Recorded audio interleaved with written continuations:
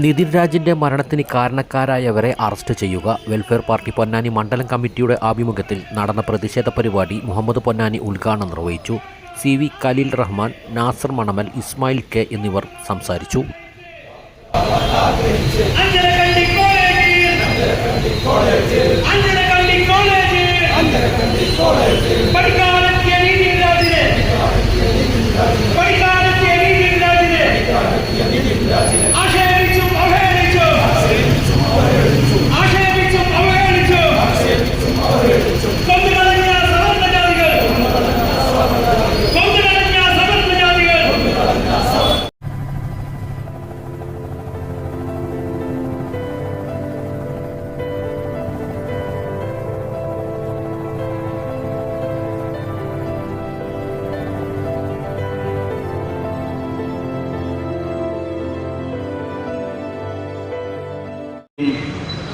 ഈ രാജ്യത്ത് ജാതീയത തുടച്ചു മാറ്റാൻ വേണ്ടിയുള്ള പ്രവർത്തനങ്ങൾ മുഴുകിയവരാണ്.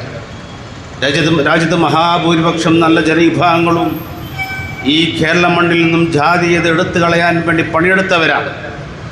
പക്ഷേ ഇന്നും സവർണ ലോബി ജാതീയത കളിച്ചുകൊണ്ട് വളർന്നു വരുന്ന ആളുകളെ ഇല്ലായ്മ ചെയ്യുന്നതിന് വേണ്ടിയുള്ള വലിയ തോതിലുള്ള പരിശ്രമങ്ങൾ ഇപ്പോഴും കേരളത്തിൽ നടക്കുന്നു എന്നതാണ് നിതിൻ രാജിൻ്റെ ആത്മഹത്യ പോലും എന്ന് നമ്മൾ മനസ്സിലാക്കേണ്ടതുണ്ട്.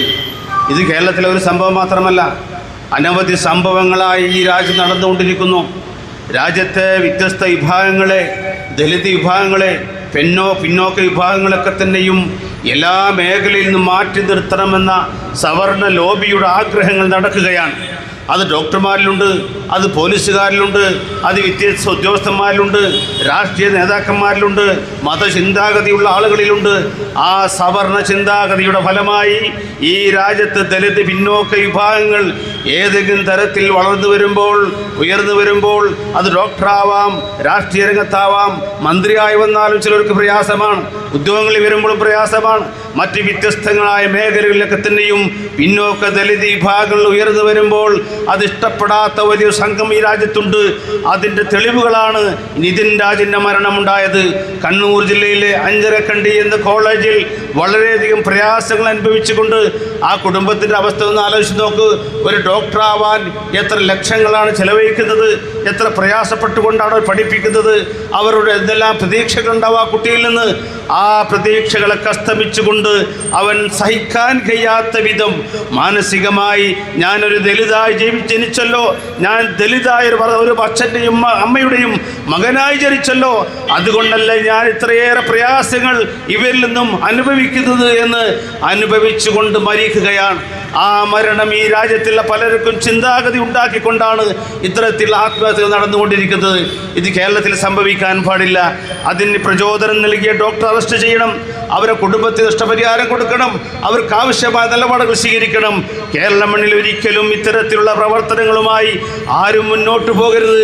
പോവാതിരിക്കാൻ ശിക്ഷ കൊടുക്കണം. സാധാരണക്കാരായ ആളുകൾ എന്തെങ്കിലും ചെറിയ തെറ്റ് ചെയ്താൽ പോലും പിടിക്കപ്പെടുകയും ജയിലടക്കപ്പെടുകയും കേസെടുക്കുകയും ചെയ്യുന്ന പോലീസ് ഉദ്യോഗസ്ഥന്മാർ ചില വ്യത്യസ്തങ്ങളായ ഉയർന്ന സവർണ വിഭാഗങ്ങൾ എന്തെങ്കിലും ചെയ്താൽ അവരെ പിടിക്കാൻ കഴിയുന്നില്ല. അപ്പോഴേക്കും മേലുദ്യോഗസ്ഥന്മാരോ രാഷ്ട്രീയ മേലാളന്മാരോ അവർക്ക് വിളി വരുന്നു.